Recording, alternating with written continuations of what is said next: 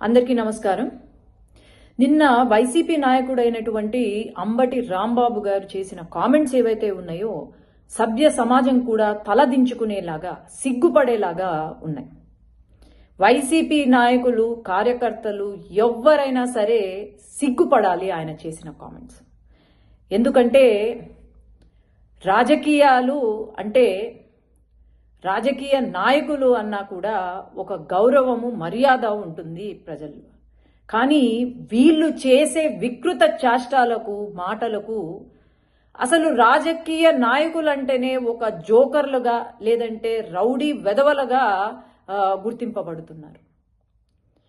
ఒక రాష్ట్ర ముఖ్యమంత్రి 4 సార్లు ముఖ్యమంత్రిగా చేసి 48 సంవత్సరాల అనుభవం ఉన్న వయసులో పెద్ద అయినటువంటి మన రాష్ట్ర ముఖ్యమంత్రి నారా చంద్రబాబు నాయుడు గారు 24 గంటలు కష్టపడుతూ ఉంటే రాష్ట్రానికి మేలు చేయాలి అని చెప్పి మన రాష్ట్ర భవిష్యత్తు బాగుండాలి అని చెప్పి కష్టపడుతూ ఉంటే ఓర్వలేక వీళ్ళు చేస్తున్న నాటకాలు ఏవైతే ఉన్నాయో అవి ఎవ్వరూ కూడా సహించరు.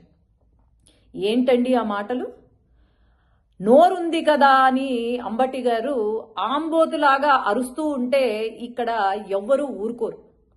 ఈరోజు ముఖ్యమంత్రి గారికి నేను క్షమాపణ చెప్పాలనుకుంటున్నా. ఎందుకంటే మాకు ఆయన ఆర్డర్స్ ఇచ్చారు. ఏంటి అంటే రాజకీయం అంటే ప్రొడక్టివ్గా ఉండాలా, డిస్ట్రక్టివ్గా ఉండకూడదు అని చెప్పి మీరు చేసే పని ఏదైతే ఉందో దానికి మీరు మంచి చెయ్యాలి, ప్రజలకు మీ నియోజకవర్గ ప్రజలకు మీ రాష్ట్ర ప్రజలకు మంచి చెయ్యాలి, ఎక్కడా కూడా నోరు పారేసుకోవద్దండి అని మాకు ఆర్డర్స్ ఇచ్చారు. కాబట్టి ఇంతవరకు మేము చాలా ఓర్పుగా మా పని మేము చేసుకుంటున్నాం. కానీ ఈరోజు ముఖ్యమంత్రి గారికి క్షమాపణలు ఎందుకు అంటే మీ గురించి మాట్లాడితే మాత్రము మేము ఊరుకునేది లేదు సార్. ఎందుకంటే ఈరోజు మరి నిన్న ఇన్సిడెంట్ ఎక్కడ జరిగిందో మా రాయలసీమలో అయితే జరగలేదు. అదే గనుక రాయలసీమలో జరిగే ఉండుంటే కనుక కనీసం మీ కారు కూడా ముందుకు పోయేది కాదు అని నేను తెలియజేస్తున్నాను. కారుతో పాటు మా వాళ్ళు పాతి పెట్టేవాళ్ళు అని కూడా నేను తెలియజేసుకుంటున్నాను. ఏంటండి ఆ మాటలు? ఆంబోతులాగా ఊరి మీద పడ్డం కాదు. ఒక లాయర్